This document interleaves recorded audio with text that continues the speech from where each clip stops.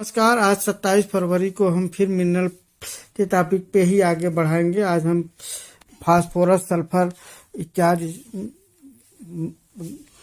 Mineral के बारे में आप लोगों को बताएंगे।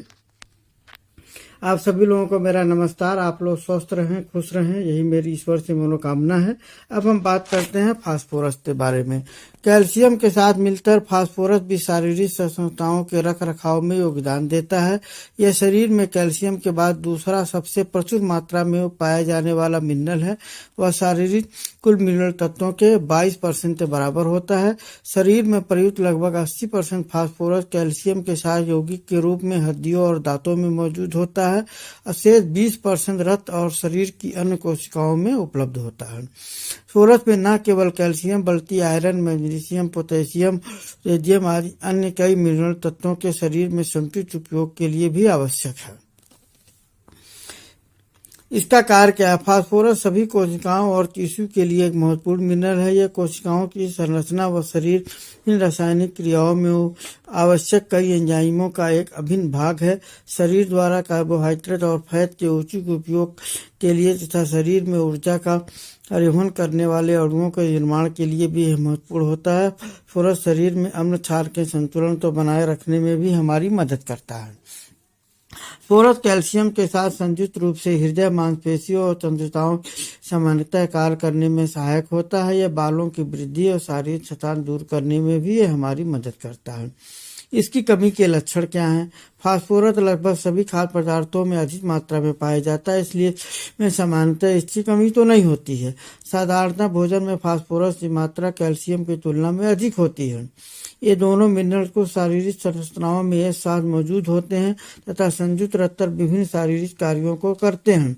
इसलिए फास्फोरस की कमी के कारण कैल्शियम की कमी के लक्षण भी हो सकते हैं।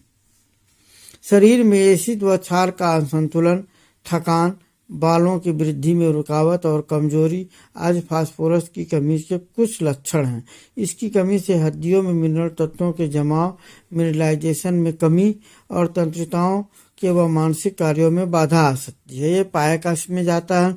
सोयाबीन, दूध, मछली, गाजर, पत्तेदार हरी सब्जियां, काले अंगूर, रस भरी किशमिश, साब खुबानी, नट्स और सब्जियों के बीज इत्यादि में यह पाया जाता है।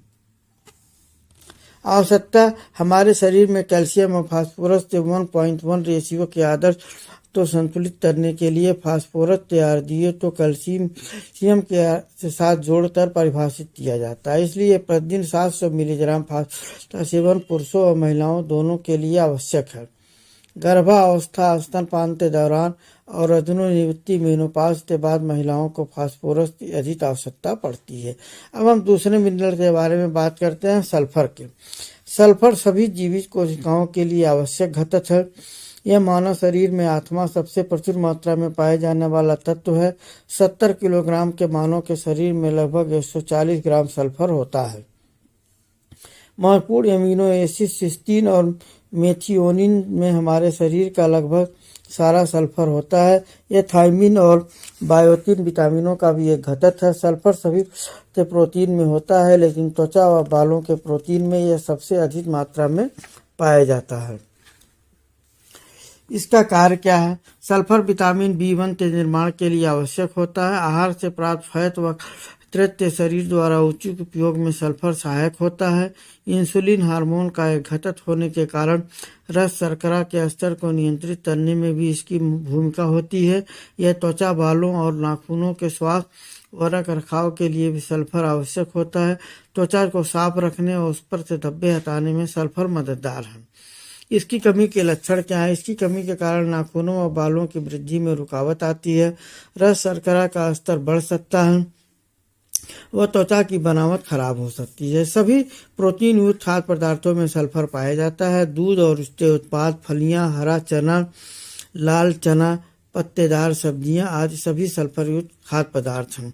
इसकी आवश्यकता: प्रोटीन से भरपूर आहार लेने पर सल्फर की WHO द्वारा डेली अलाउंस के अनुसार पर्याप्त मात्रा की पूर्ति हो जाती है। अब हम बात करते हैं मैग्नीशियम की। मैग्नीशियम एक चमत्कारिक मिनरल है।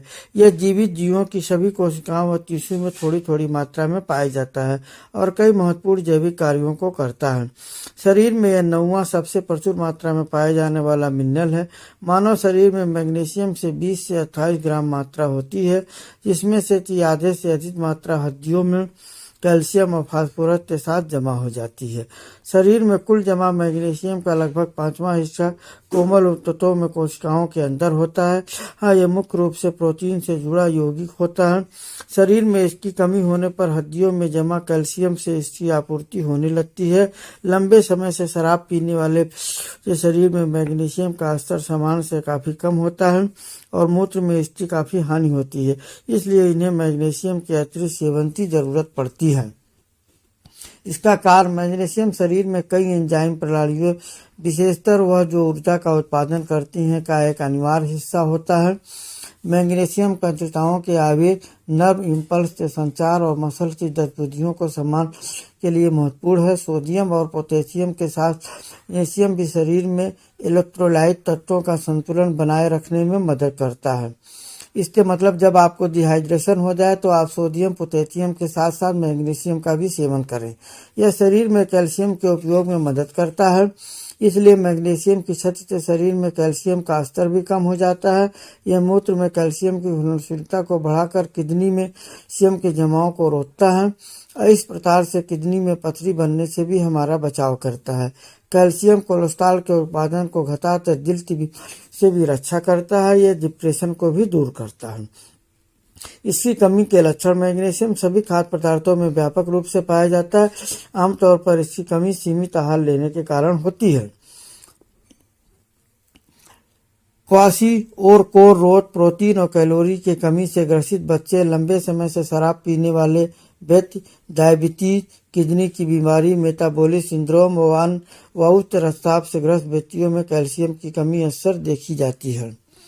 मैग्नीशियम की अधिक समय तक कमी रहने के कारण ताव और मसल्स की कार्यक्षमता की हानि, इलेक्ट्रोलाइट असंतुलन, हृदय रोग, उच्च रक्त कोलेस्ट्रॉल, किडनी, गुर्दे में पथरी, मानसिक भ्रम, चिड़चिड़ापन, डिप्रेशन व रक्त में कैल्शियम का निम्न स्तर जैसी समस्याएं हो सकती हैं।